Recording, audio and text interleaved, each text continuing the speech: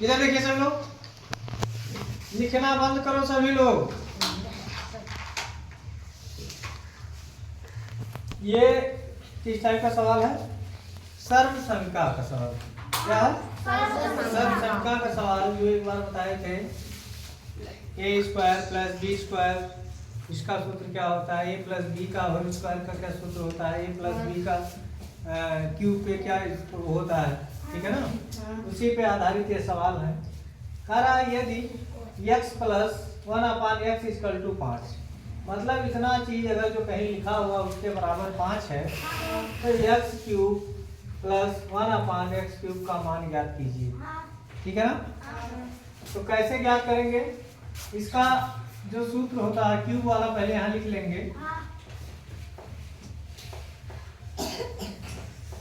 सर्वसंख्या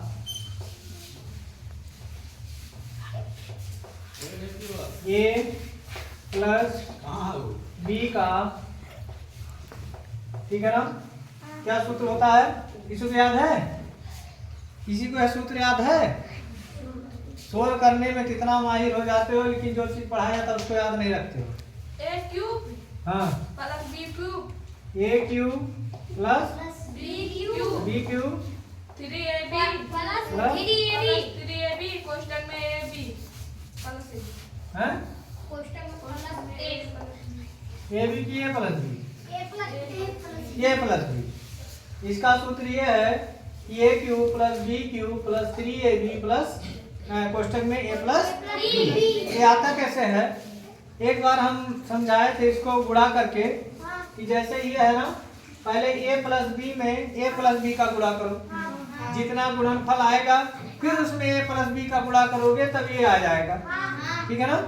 लेकिन इसको याद करने के लिए आसानी से ये लिख दिया गया है ताकि याद कर लो और सवाल पे उसको रख दो। अब लिखेंगे x प्लस 1/x क्यूब। ठीक है ना? इसी क्यूब को जब रखेंगे तब ये सूत्र ये हल होगा। ठीक है ना? अब इसको जब रखेंगे ये हो गया और ये बी हो गया, ये हो गया और ये बी हो गया।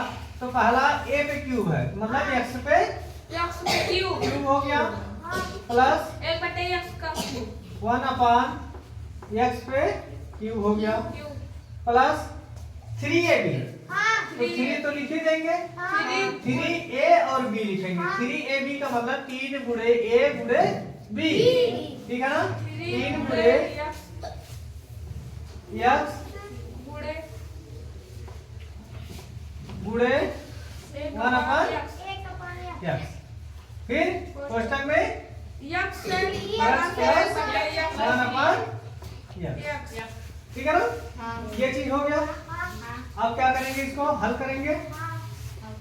x पे क्यूब प्लस 1/x पे क्यूब प्लस, यहाँ देखिए इसको क्या करेंगे? x को और x को काट देंगे। अब ये 3 का 3 कितना बचा? 3 ही आएगा।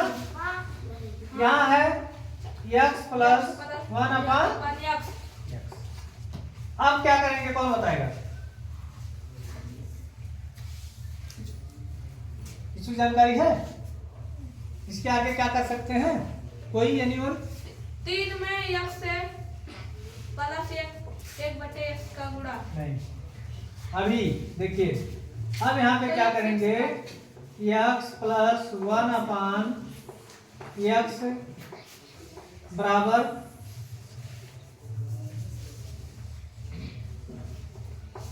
5। ठीक है ना? का मान प्रतिस्थापित करने पर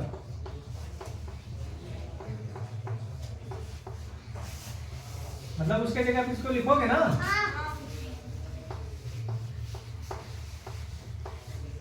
प्रतिस्थापित करने पर।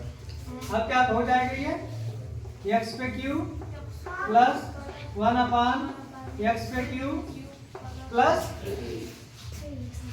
3, और यहाँ पे x प्लस 1/x का मान कितना है? 5 है।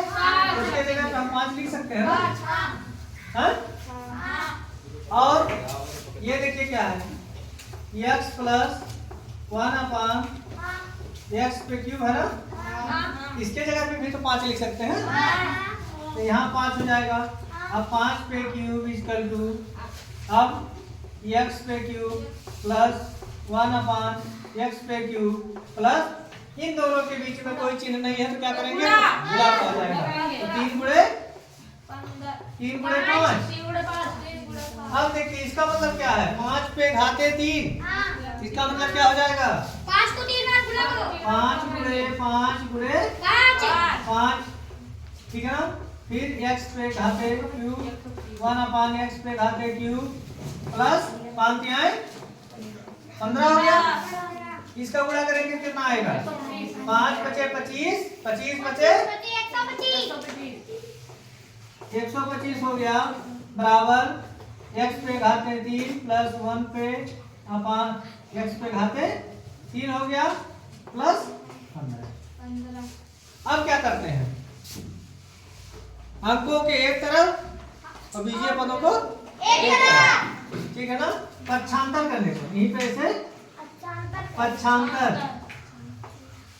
मतलब एक पक्ष का एक पक्षांतर करने पर, ठीक है ना। अब क्या करेंगे, यहाँ लिख दे ऊपर, यही लिख देते हैं। अब जब इसको इधर लाएंगे 125, इस 15 को जब इधर लाएंगे, ठीक है ना, अंक को एक तरफ, अच्छा तो एक तरफ, इस 15 को इधर लाएंगे, प्लस है तो उसके इधर लाएंगे माइनस हो जाएगा, बराबर हो गया x पे क्यूब घाते 1 पे x पे क्यूब। अब 125 में से 15 घटाएंगे कितना बचेगा, 110 बराबर x पे घाते क्यूब प्लस x पे घाते 1/x पे घाते। इसी का पूछ रहा है, कितना आंसर है, 110, ठीक है ना। कहीं कहीं सवाल में आता है इतना बराबर इतना है, तो x² प्लस 1/x² का मान बताओ, ठीक है ना। तो उस सूत्र को रख करके हल कर लेना, 3 है तो 3 वाला सूत्र रख करके हल कर लेना, ठीक है ना। चलिए इसको बता दीजिए।